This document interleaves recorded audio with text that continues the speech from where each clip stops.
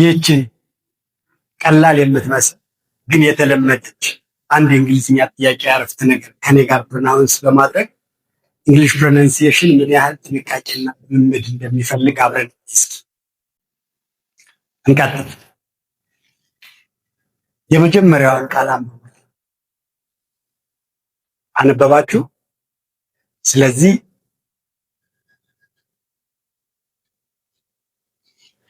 ወል ብላችሁ ካነበባችሁ ትክክል ወል።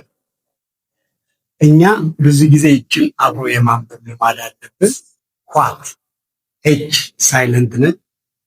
ምን ማለት ነው? ሁለቱ ዳይግራፍ ስለሆኑ ደብሊው እና ኤች አብረው ሲመጡ ሁለት ፊደላት ግን በአንድ ድምፅ የሚወጡ በው ድምፅ የሚነበቡ ፊደላት ስለሆኑ ዳይግራፍ ይባላሉ። ስለዚህ ውን ብቻ እናስቀራለን። ይቺ ኤ እንደ ስትሮንግ አ ነው። ስለዚህ ይቺ ቃል ወት ተብላ እኛ በተለምዶ ዋት እያለ አንዳንዶቹ እንደውም ኋት ብሎ ያሉ ኋት የሚል ድምፅ ጨርሶ አይመከርም። እሱን ማውጣት የለብን። ዋት የሚለው ቃል ውስጥ ደግሞ ቫውሉን አ እያደረግነው ነው እኛ። እሱን ቫው ማድረግ ወት እንደዚህ ካነበብነው ትክክለን። ቀጥሎ የምናገኛት ቀላል የምትመስል ቃል ከፊት ያለችው የዚች ቃል ቫውል ድምፅ ሾርት ኢ ቫውል ነው የምትጠቀሙ። ስለዚህ እንደዚህ ነው ማለት ነው የምትነበው። ይቺ ሾርት ኢ ሳውንድ ነች። ኢ ያለች ኢ ሌላ ኢ። ስለዚህ ይችን ቃል ስናነብ ኢዝ ብለን ማንበብ አለብን። ኢዝ ብለን አናነብ።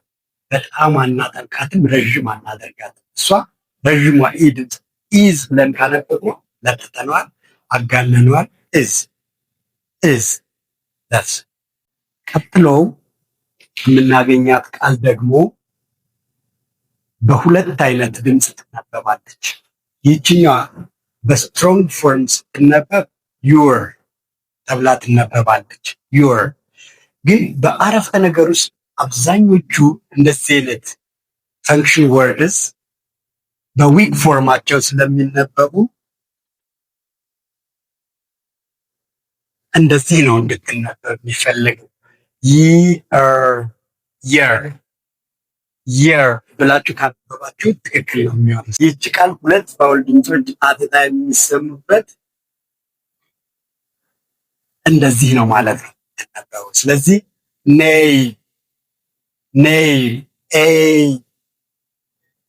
ኔም ሳይሆን ኤ ብቻውን ሳይሆን ኔይ ማለት ኔይ።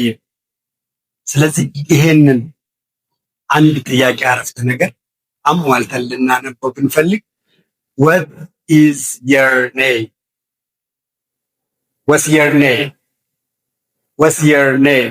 ይሄንን አረፍተ ነገር በጣም አሳጥረን በዚህ መንገድ ማንበብ እንችላለን። what's your name? የዚህ አረፍተ ነገር ኢንቶኔሽን what's your name እንደዚህ ነው ማለት መጨረሻ ላይ ጥያቄ ስለሆነ ራይዚንግ ኢንቶኔሽን ተጠቅመን ነው የምናቆም። ሰው what's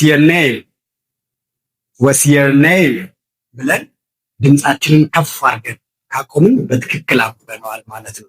ስለዚህ ይቺ ቀላል የምትመስል አረፍተ ነገር እያንዳንዱን ድምፅ ግን ለይተን ገብቶን ማንበብ ካለብን በጣም ጥንቃቄ የሚፈልግ ልምምድ ያስፈልጋታል ማለት ነው።